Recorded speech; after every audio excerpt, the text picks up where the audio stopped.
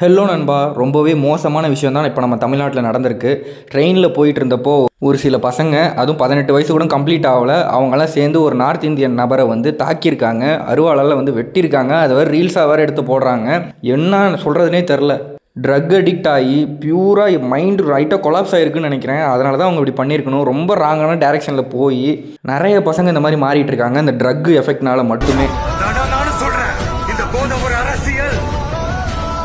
உனக்கு 18 வயசு ஆகலனா நீ இந்த படம் பார்க்காத வெளியே போடான்னு சொல்ல தேட்டர் வாசல்ல வந்து நிக்கிறான்ல, அது என்ன ஒயின் ஷாப் வாசல்ல வந்து நிக்கல?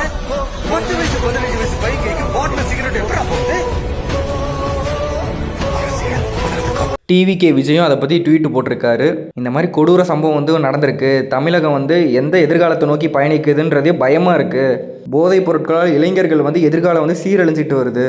இதை பற்றி இப்போ இருக்க ஆளும் அரசுக்கு வந்து கொஞ்சம் கூட பொறுப்பே இல்லை. அலட்சியமாக என்ன நடந்தால் எனக்கு என்னங்கிற மாதிரி தான் இருக்காங்கன்னு சொல்லி ஒரு ட்வீட் வந்து போட்டிருக்காரு. Serious action should be taken by the government. நண்பா, தெரில என்ன பண்ண போகிறாங்கன்னு. கமெண்ட்டை சொல்லுங்கள் இதை பற்றி நீங்கள். தேங்க்யூ.